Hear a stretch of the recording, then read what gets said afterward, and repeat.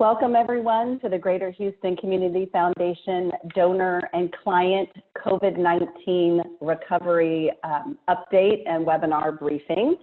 We are going today, over the next hour, cover an update on the Greater Houston COVID-19 Recovery Fund first, and then we'll have a panel discussion spotlighting hunger relief efforts in our community with three nonprofit leaders who are on the front lines of these efforts every day.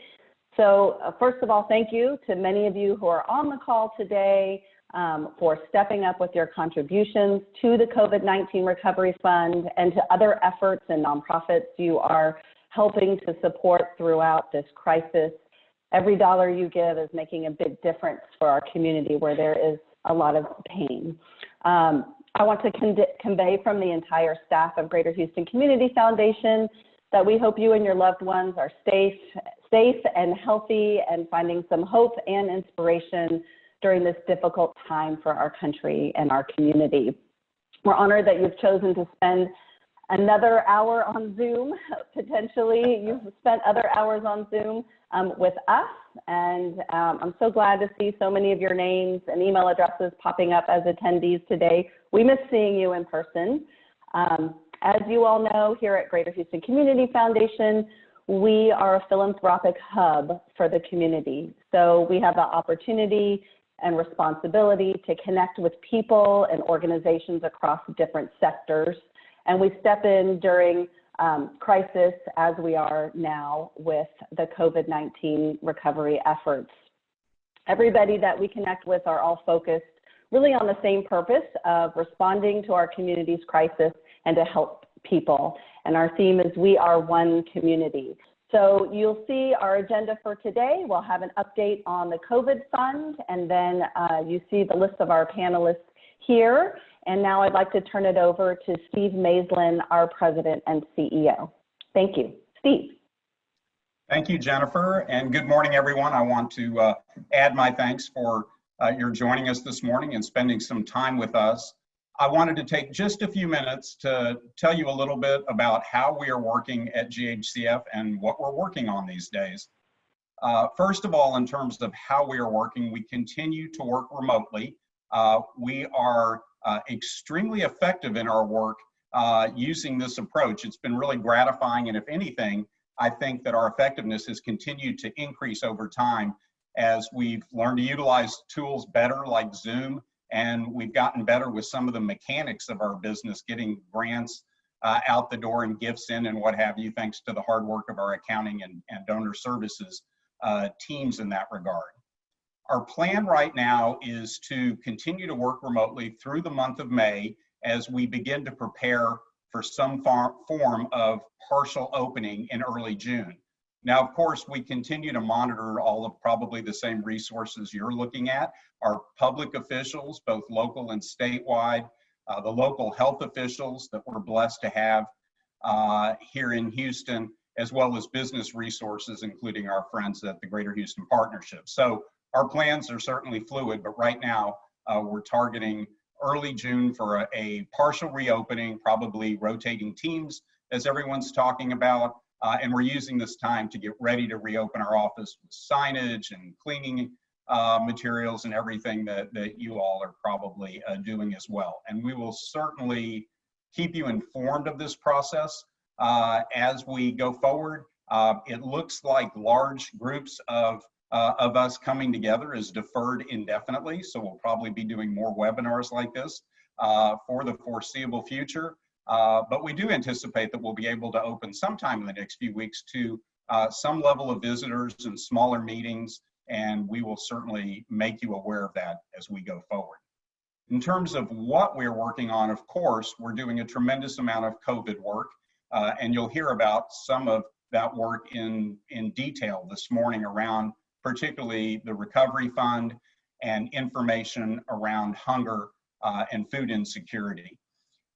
In addition, we have two other major initiatives, one that's already launched, one that's getting close, that are related to COVID recovery. And what you may not know is that we're taking a lot of this work and the information that we've gleaned around needs in the community across our region, as well as great work being done by our nonprofit partners. And we're sharing that not only with you, our donors, but with the funding community. So we are really able to leverage our impact in a very, very meaningful way by taking all of this information, the great amount of effort that's being put in by our team and our partners over at the United Way, and bringing that to the funding community. And I think that's something that you all would like to know about. In addition, we are beginning to focus on our medium and longer term picture and look at issues like, where do we go with understanding Houston in a post-COVID world? How are we going to be doing convenings? What additional information do we need to either add or focus on, or do a deeper level of interpretation? I'm beginning to reach out to folks to look at our strategy and decide whether we need to shift any priorities, whether we need to add initiatives, how we need to recalibrate while staying focused on our purpose of bringing positive and meaningful change to our community in partnership with our donors. And so we will continue to communicate on this important work as we go forward. And I'd just like to wrap up by reiterating what Jennifer said, that we are so appreciative of your philanthropy, your generosity in our community and beyond around the country. We are here to help. If you have any questions or need resources to support your philanthropic work, that's why we exist, and please reach out. Again, thank you for joining us this morning. Jennifer, I'll turn it back to you. Thank you, Steve. We'll get right into the content of this webinar. I'd like to turn to Renee Wizig-Barrios, our Senior Vice President and Chief Philanthropy Officer, who many of you know, who has led, unfortunately, fortunately, multiple disaster relief efforts on behalf of Greater Houston Community Foundation.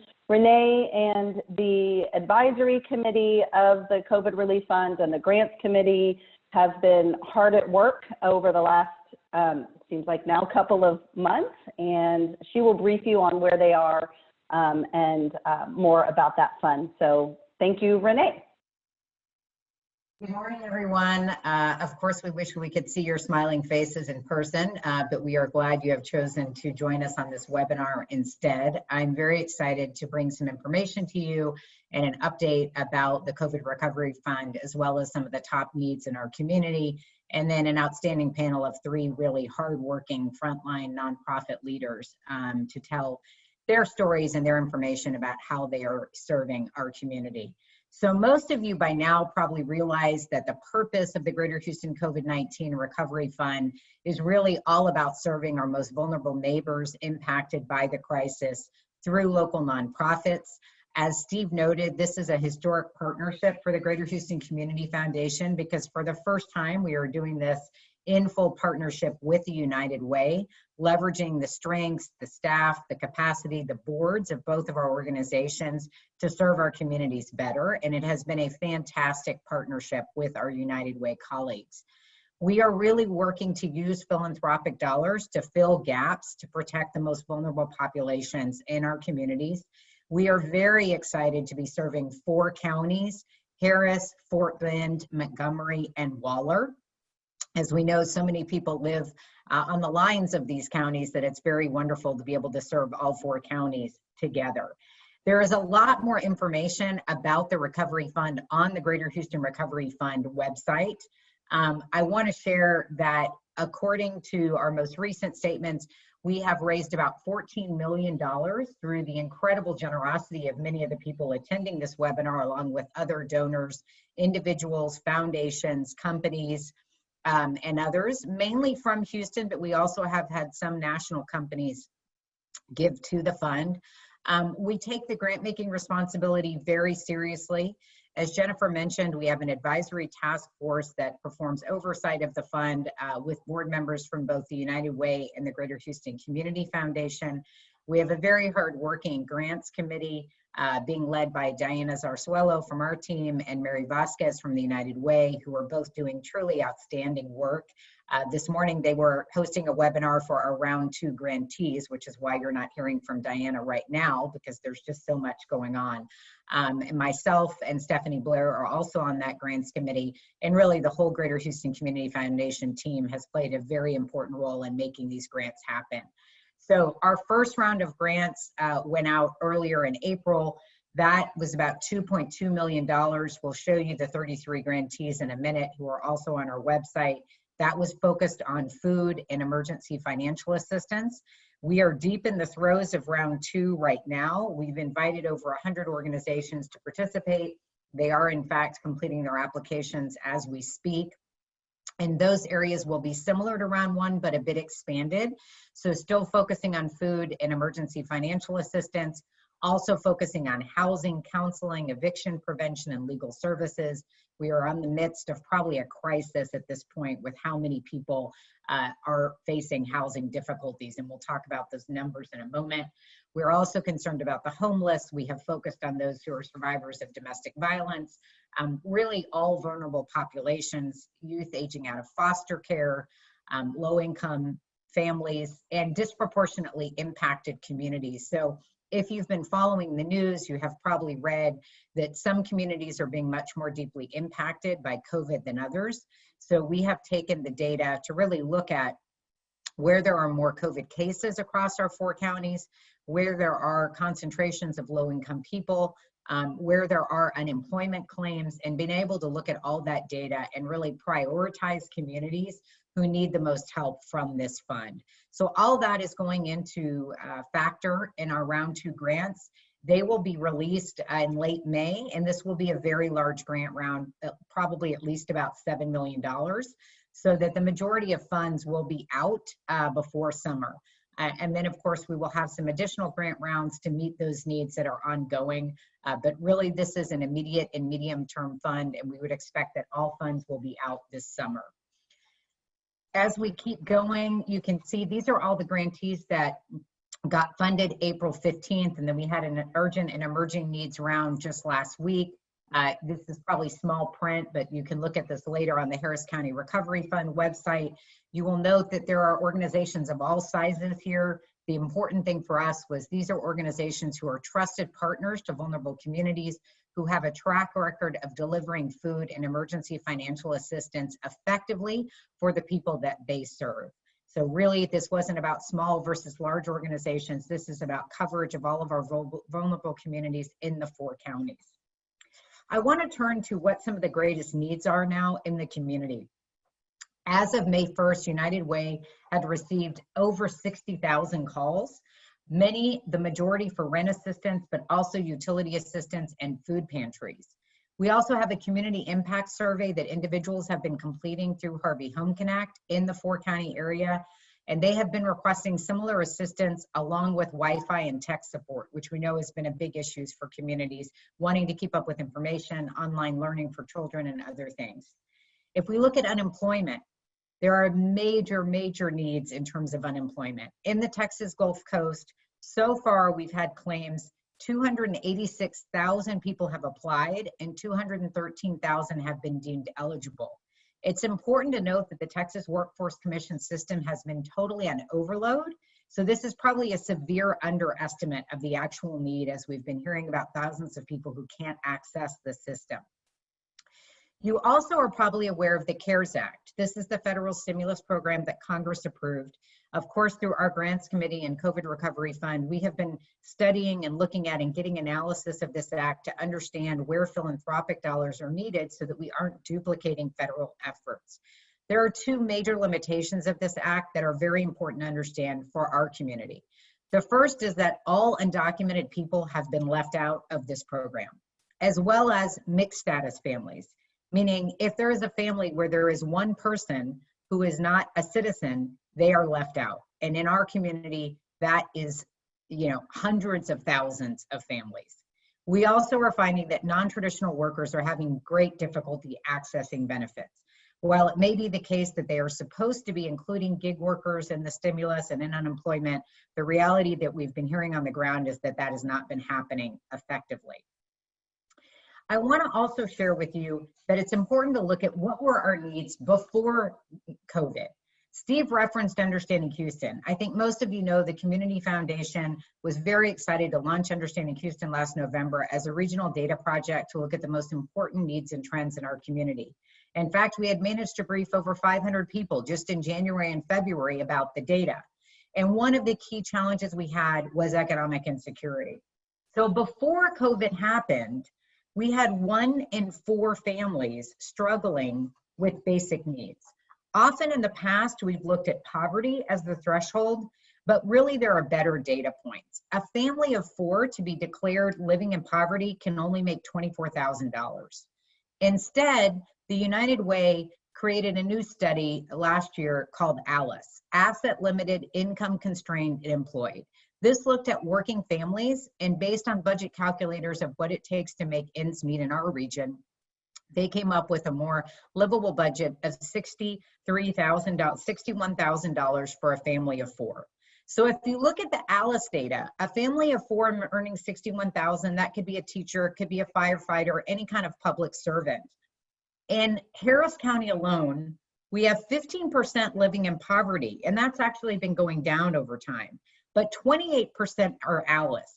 So in total in Harris County, we have 40% of households that do not have economic security, often referred to too as people who don't have $400 in savings. So before COVID, 40% of our community was economically insecure. And how were we doing in regards to food before COVID? Nearly 1 million Houstonians are food insecure. More than 350,000 children living in 1 out of every 5 households. I share this data with you because I want us to remember this is not a new problem of economic insecurity and food insecurity. Instead, we are living in a time of exacerbated need because of the pandemic, because of the unemployment and the recession that is happening in our community. But again, this is being highlighted because we already had a lot of pre-existing needs.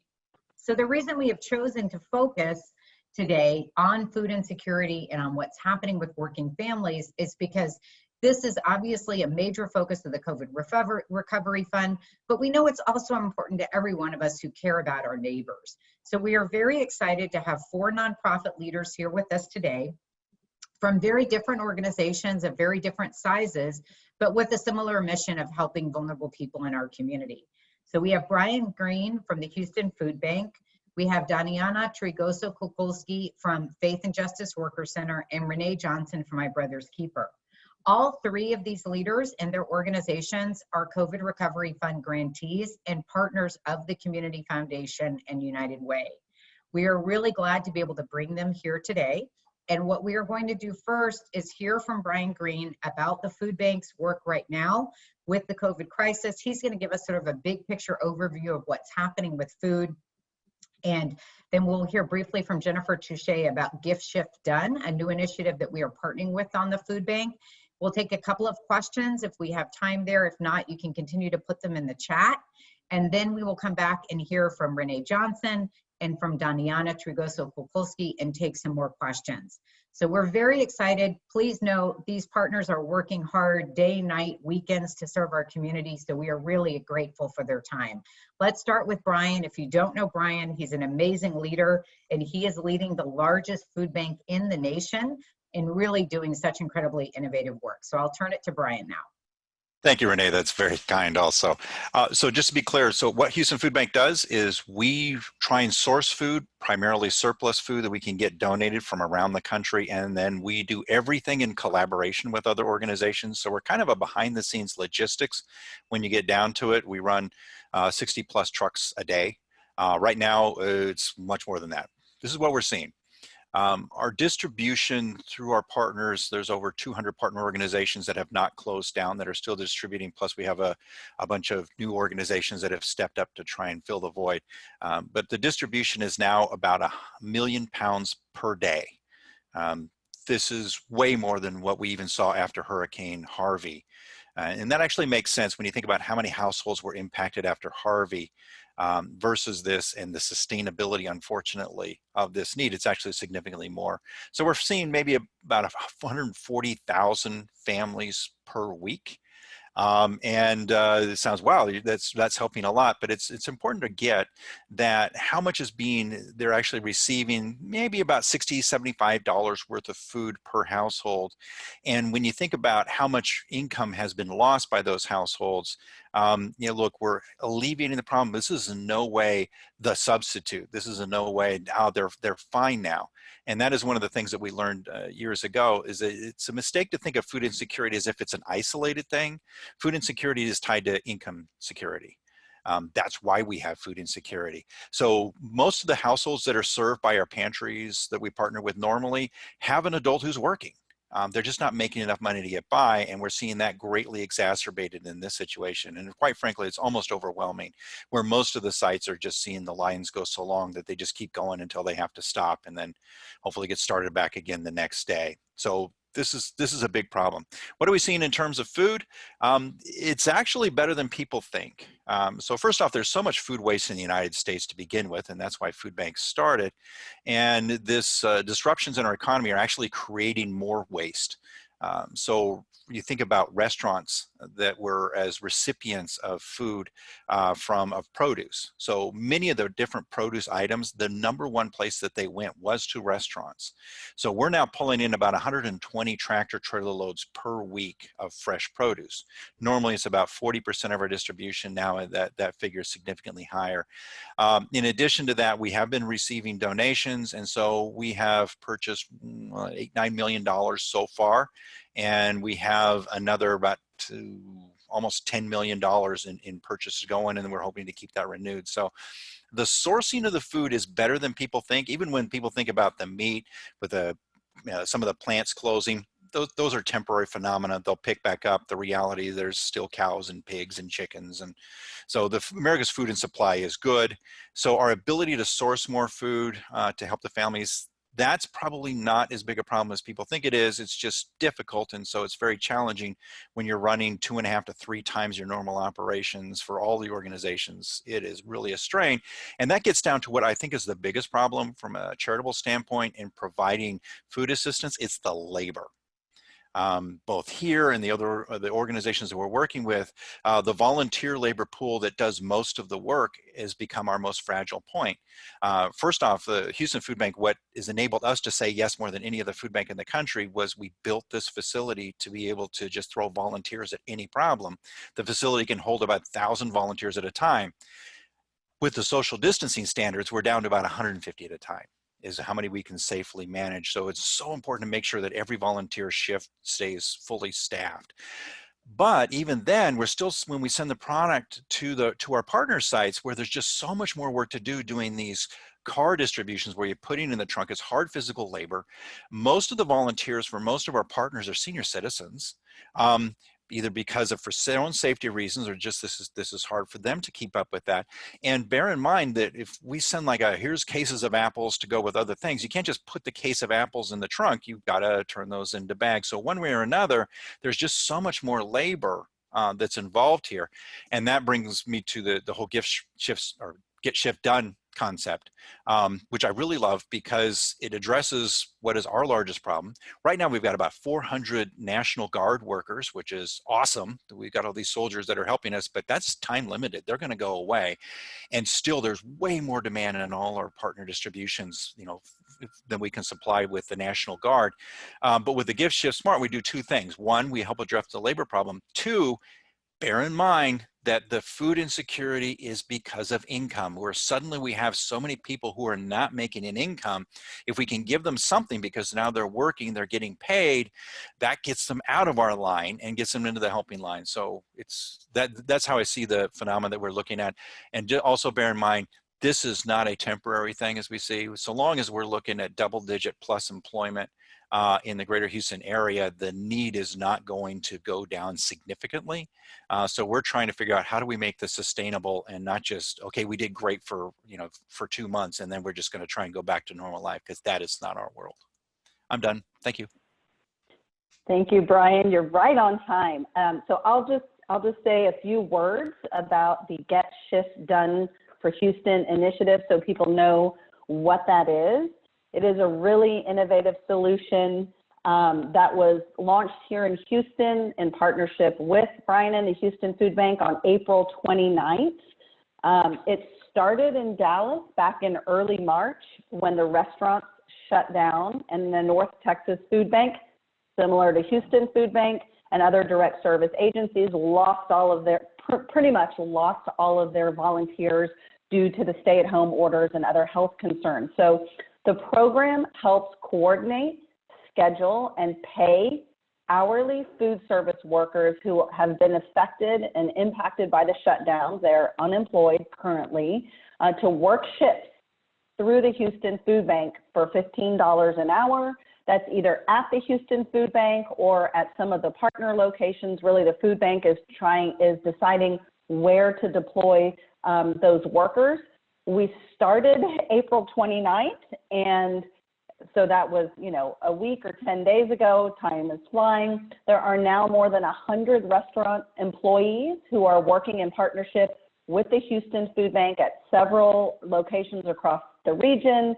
The COVID Relief Fund helped with a seed grant to get that program going. We are still raising funds for that program. And as Brian said, it's sort of a win-win-win.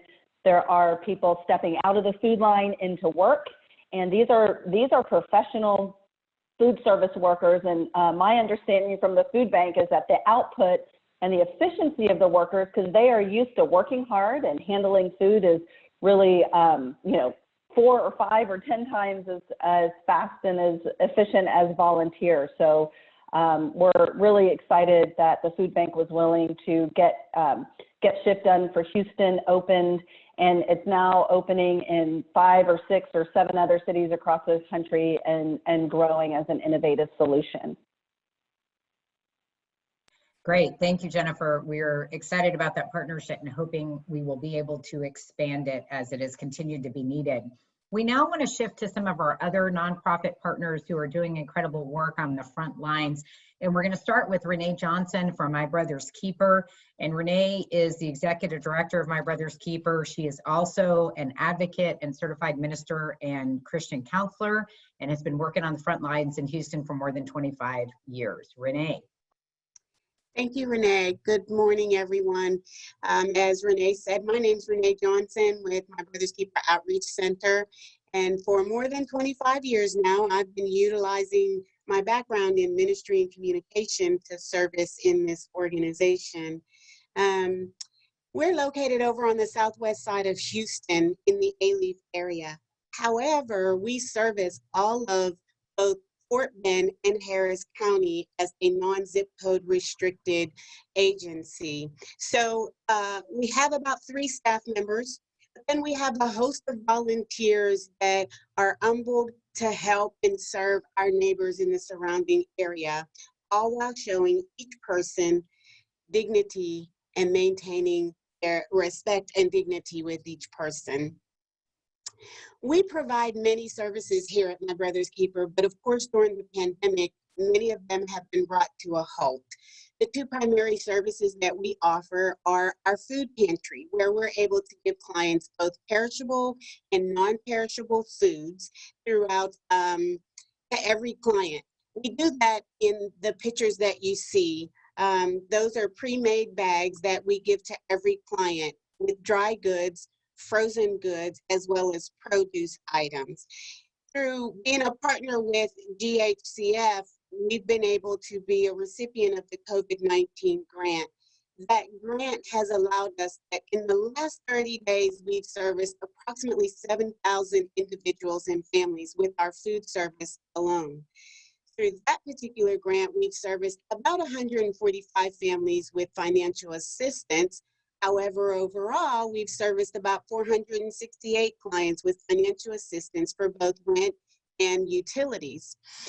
So while we're working in this pandemic, there's been some partners that are just so vital to their operations that we're able to provide. We work alongside the Houston Food Bank as a member of the Houston Food Bank. We work with the Alliance of Community Assistance Ministries, which is a network of other ministries. We work with the Greater Houston Community Foundation, as well as United Way and the Coalition for Homeless. Those are the primary organizations that we've partnered with to service over these 7,000. However, there are many other organizations throughout the Greater Houston area that we are able to refer people to and that we receive referrals from as well. And so, given that we're not a zip code restricted agency, we get clients as far north as Humble area. We get them as far south as Pearland. We get people from as far west as Brookshire and as far east as Baytown, while yet we get those folks that are right across the street from us. And so the vast demographic of people that we've been able to see, we of course service people who have no income, those that have low income, and that's primarily the clientele that we would see prior to the pandemic. But because this pandemic has not shown any boundaries, it's gone into the low income, the mid income, the no income, and yet those that we call rich poor. Those are the folks that had a job and because of the pandemic are either without employment now or have very low hours. But yet they still have their financial responsibilities. They have a house note, car note, they still have children they have to feed, all of those types of things that did not go away because the pandemic came in on scene. And so the pandemic did not show any boundaries. It went across every street, it went into every home, and it went into every area of employment. And that's why we see the results that we see today, where we see numbers of feeding 7,000 individuals and families in one organization. Even though that our operation model has had to change, we've followed every guideline that the CDC has offered out, that WHO has presented to us, as well as the mandate that we get from the Houston Food Bank and how we're able to service our clients. And in doing that, we've gone to a drive-up model, which is what you see in those pictures. Clients line up for even more than a mile long on every day that we're open to be able to receive service. And in that drive-up model, we're able to put these prepackaged bags that you see in their trunk, or if their trunk is not able to open, then we have to set it on the outside and the client gets out the car. That brings me to a story that was just so impactful to me. We had a client, a family come on a particular day. The line was more than a mile long on that particular day. And about 3/4 of the way down, I could see a car where the cars in line were just going around this particular car, and I couldn't figure out why.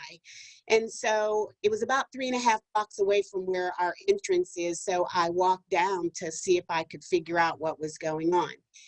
When I got there, there was a family of 7, a mom, dad, and 5 children. However, I had a significant language barrier and wasn't able to communicate very easy, but they had an 8-year-old daughter that could speak decent enough English. And so anyway, she was able to communicate to her parents that I was there to help and wanted to know what was wrong. And at the end of the day, they ran out of gas. And here they were sitting in the hot sun. It was about 91, one of our early hot days. And so they were out of gas. And of course, that meant no air conditioning. So the children, the younger children, were crying because they were hungry and hot. So I left, went, got my car, got gas, brought it back. We move on. So finally, they get up to the entrance of the food line, and the groceries are put in the back of their car. Well, before our volunteer could even walk away, this person, the mom, got out of the car, went to the back and got the bread in there and just start divvying it up. And I thought, oh my gosh. And so when I turned and then I looked back and I saw the dad even eating some, it really broke my heart, because then I realized that we're pretty hungry if dad's taken right now and we don't even pull away from where we're getting the food, right?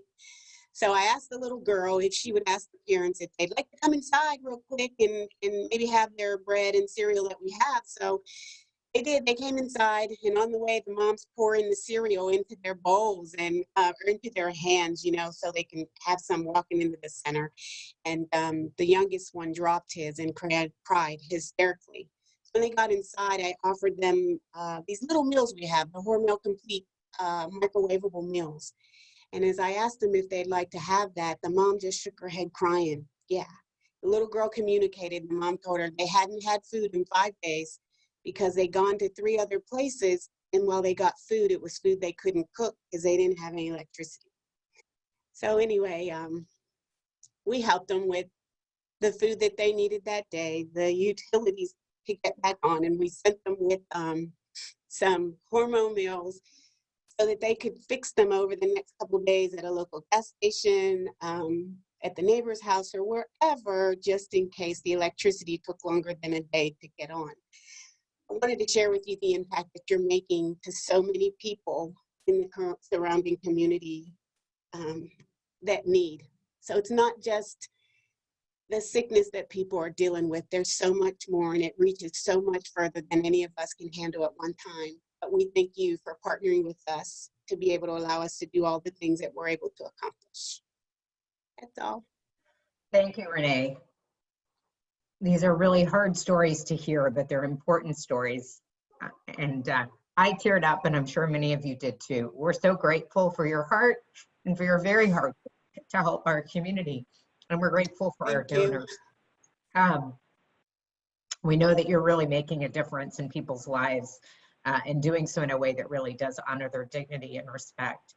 I'm really excited to bring you now also Daniana Trigoso-Kukulski from Faith and Justice Worker Center. They are also a grantee of the COVID Recovery Fund, and they have an incredible mission to help some of our often unseen workers who are important to our community. So Daniana comes originally from Peru and has worked for many years in different nonprofits with low-income families. Daniana?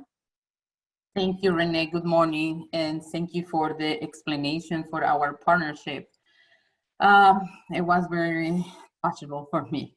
So everyone, my name is Daniana Trigoso-Kukulski. I'm the Executive Director of Faith Justicia Worker Center, Faith and Justice Worker Center, since the last September. I have more than 20 years in non-profit organization working with vulnerable populations. So as in my passion, Faith Justicia Worker Center has been in the community as a grassroots non-profit organization since 2010. Our mission is to provide safety space for low-wage workers to gather and learn about their rights in the workplace, file complaints with government agencies, meet with attorneys, and connect with the community resources. We also organize low-wage workers to improve wage, benefits, and working with the working condition. We also provide guidance, education, advocacy during the legal process of claim in the justice system, such as a small court, EEOC, Department of Labor, and more. So who we serve? Workers who have been facing wage theft and discrimination, injustice in employment. Majority of this population is primarily undocumented and limited English proficiency. Domestic workers who are in the front line at this time of the pandemic, who are described as home cleaners, nannies, home shore providers for elder, seniors, and children with disability. As you know, those are the population who have more being impacted by COVID pandemic. And also day labor workers with that sick employment, usually finding in the sidewalk, for more visual, Home Depot stores, Lowe's store or other corners. They are always facing health and safety in the workplace issues, discrimination, and other labor violation. So food insecurity and hunger is a struggle for our constant and target population. It comes with the string low-wage workers in jobs that they have to force her to take it. Majority of our population already live in extreme poverty. With the COVID-19, we have been able to shine light on the circumstances that already pre-exist in our community before the pandemic.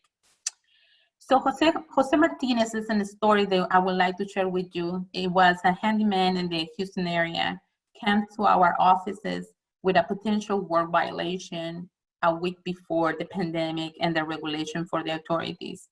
After extending reach out done for my team, we conducted and concluded that Mr. Martinez has been working more than 90 hours a week with no days off, no breaks bathroom, or no benefit.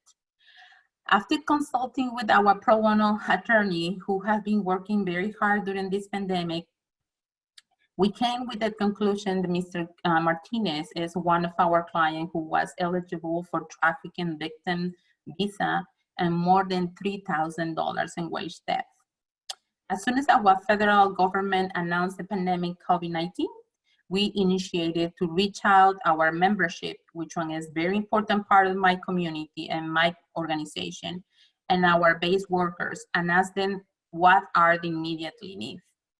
We were found that rental assistance, food, utility assistance, medicine, and personal protective equipment, something that is very, very important for everyone at this point, were the priorities.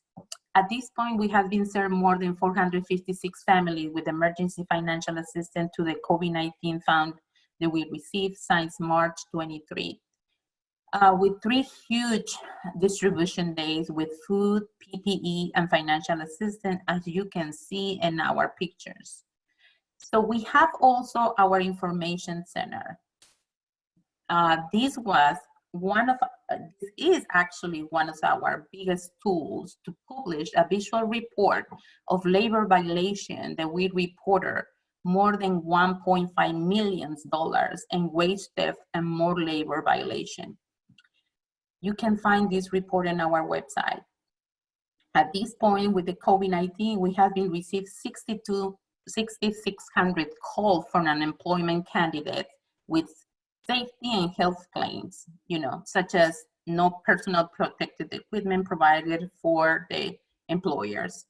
3 claims on the human labor trafficking, 31 claims for sexual harassment between January and March, in amount of more than $300,000.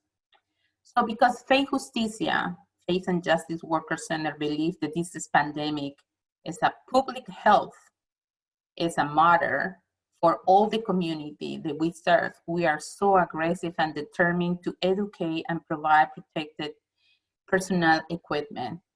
As you see the signs that February, we start basing hosting and provide weekly long webinars about healthy and safe awareness through our social media, webinars, text messages, Facebook application, and WhatsApp application. So another population that we have been served is our daily laborers workers. We still provide services who are still in the front line, provide services with any kind of protection. However, they are very informal work arrangement. They are facing so many insecurities and to be contagions and to contagions in our community as well. So we have been prepared through our donations, and I prepared a 295 care package, and it has been distributed more than 1,500 masks, hand sanitizer, gloves, and more educational material that for this community is so important. We have been used, educational and popular education. So what about social distancing and the appropriate use for PPE?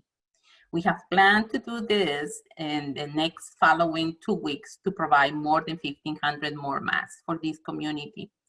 Our huge community legal and support center at this point, in only 2 months after, during the pandemic, we haven't received more than 42 claims about, labor violations. More than 60 of them, they have immigration issues, threats, such as call the police, ICE intervention, and other authority. We have 3 claims, for human trafficking, 71 claims for safety and health, which one is the priority for this community at this point. 31 claims for sexual harassment and 79 claims for unjust termination.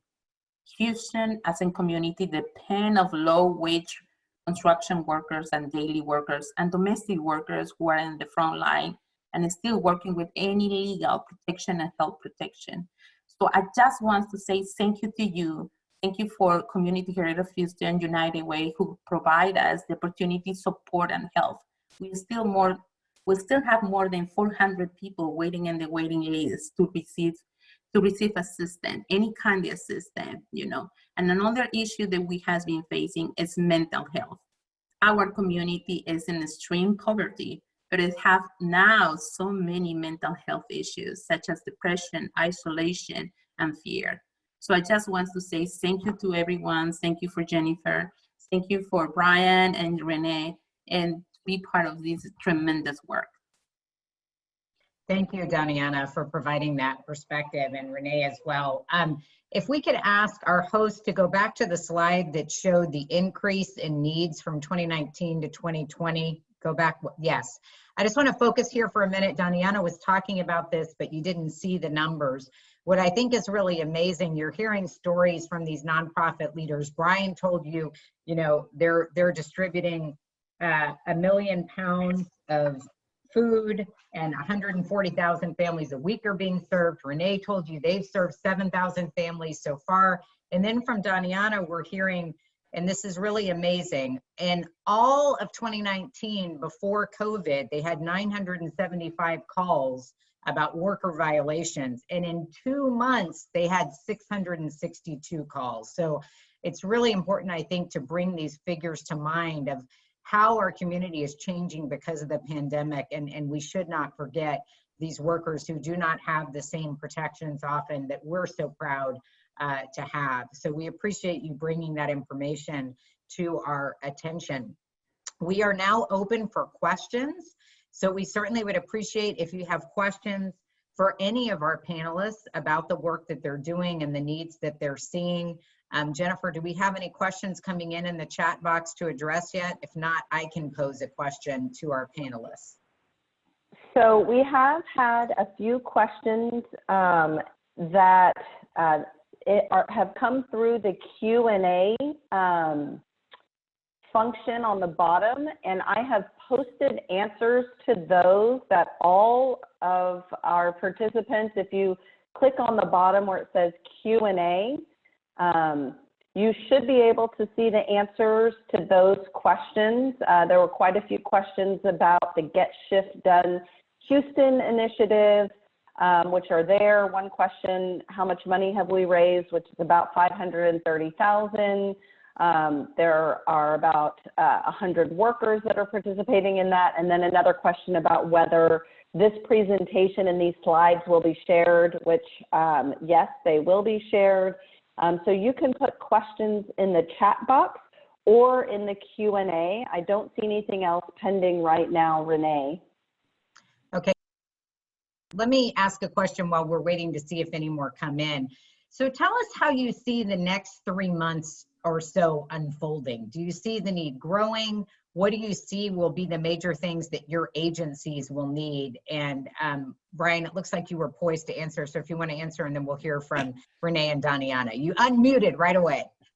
Yeah, I'm hoping that the need won't grow. I think we are seeing some effect of people now receiving the unemployment or the stimulus check. So it looks like at least a leveling off. I'm not seeing as much where the distribution goes and then it just finally stops and and there's still people who want to be served by the hundreds. So I'm expecting it to kind of level off and hold for an extended period of time. Okay, Daniana, Renee, your thoughts? I really see the need continuing to grow. I see that even with a few people going back to work, they're 2 months behind the 8 ball of their financial responsibilities. And so there'll be some that go back to work and that need for financial assistance won't be as great, but they'll still need help. And there's others that won't have a job because of so many businesses that didn't make it through the pandemic. and those folks will continue to need financial assistance help. And because they need financial assistance help, like Brian said, it takes money to spend money, right? And so they'll need food assistance as well. So I continue to see this play out, and I think that we'll see our worst days beginning in June. I think that's when, you know, people's savings have all been depleted, and resources of other agencies that they're able to go to may have some limitations as to how frequently they can come. And so I kind of see the need growing beginning in June for at least the next 6 months after. Yeah. Okay, thank you. Daniana? I agree with Renee. You know, with my community, I think that it will be so difficult beginning of this month because some of them already, they live in poverty, they haven't worked. And the other issue that we have to face is the fear to go back to work. You know, they usually they work in the restaurants or maybe in the corners, and they haven't, you know, received any kind of protection. So yes, it is true, I need to go back to work, but what about if I get sick? You know, what about my children's? Another opportunity that we have been seeing is also the lack of services to working with children. You know, I have a family who has to come to my center to receive internet assistance to support the little girl from 9 years old. So it is something that it will actually very difficult at this time, but I think hardest time is coming in the next month. Mm-hmm. We've certainly been hearing Renee, a lot about the child care crisis and not a whole lot of good solutions yet. There was a question about mental health in the chat. So far, the COVID Recovery Fund is not focused on mental health because there are quite a number of federal resources coming down to our federally qualified health centers and our mental health providers. I do know that actually some of the dollars we had allocated to Baylor College of Medicine and Texas Children's for Harvey related mental health work is being diverted to COVID clients. And we are seeing many mental health providers providing online telemedicine type services. But certainly this will be an ongoing need of the community as mental health issues. So if you are a donor who has a passion for that, certainly it is important to support those agencies, and we can continue to make recommendations for you in that area. I don't know if any of our panelists want to talk at all about mental health before we move to wrap up. I do have an experience that last week, actually, we reached out our daily labors workers, and during our intake, we asked, you know, do you suffer any kind of, you know, do you have any kind of medical conditions such as diabetes, cancer, you know, cholesterol? And the guy, you know, expressed himself that he was healthy. However, they said that the doctor diagnosed him with schizophrenia and depression, but he have to work without medicine. You know, so I can see this in my community with domestic workers. We have the weekly meetings through the Zoom or WhatsApp, and I can see they are even a struggle in the family. They say, you know, they say safety in their house. However, is the fear to go out, fear to send the kids to work or sending kids to the park or sending kids to the mother, you know, to watch them, you know, and then to go back to work. So I think it is a lot of isolation, depression, and the desire to talk about what it will happen in the near future for my community is something that is really, really huge. Yeah, it is an unsettling time for everyone, and that definitely has mental health impacts. Jennifer, you wanted to address another question, I think, that was in the chat. Yes, so there was a question, somebody, thank you, probably went to the Get Shift Done for Houston website and saw that it is closed. And I do want to clarify that. What we mean by closed is that right now with the funding that we have raised, which is about $530,000, and the partnerships and the workers that have already started work, we're limited to adding more workers and more shifts only by funding. As you heard from Brian, there's plenty of food and there's plenty of work and there's a need for labor. So to the extent that we raise more funds for Get Shift Done for Houston, we can, and the food bank can expand that program to include more workers, more shifts, potentially more locations. So that we just wanted to be clear because there are so many out of work hospitality workers. we didn't want to create so much buzz about it and have so many workers not be able to participate in the program. But that's what we're talking about in terms of the program being closed. So we would love to open it up, and we are looking at other funding sources, and of course, happy to talk to anyone who's interested in helping us get that program going to a larger scale.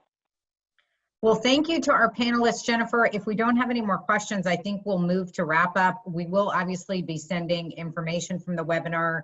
We appreciate these three amazing leaders, and if you want to learn more about their organizations, we will send information about their websites. They continue really to serve on the front lines every day, and we learned a lot, I think, from all three of you about very different aspects of what people in our community are facing. So I will turn it back to you, Jennifer. So just want to thank everyone for your time today, the attendees, our guest speakers, the rest of the GHCF team, and we appreciate everyone's question. You are on this webinar and listening in because you care about our community, you want to make a difference, otherwise you wouldn't be spending another hour on a Zoom call learning. We will be sharing the presentation. Feel free to share it. Feel free to reach out to any of us with any questions. Again, the COVID response at ghcf.org is a quick way to reach anybody on our team. And we hope that you all, there we are, it's up on the screen. And also you can get a lot more detailed information and regular updates about the Greater Houston COVID Recovery Fund in partnership with United Way on the greaterhoustonrecovery.org website. And again, thank you for all that you're doing, and we look forward to maybe seeing some of you in person one of these days, but stay tuned for more webinars. As you could see, there are lots of other topics we could focus on: mental health, childcare, and other things, and we hope to bring more information to you as the days and months go forward. Thank you so much. Appreciate it. Bye-bye, everyone. Bye. Bye-bye. Stay safe Thanks, and y'all. healthy. Thank you for your time.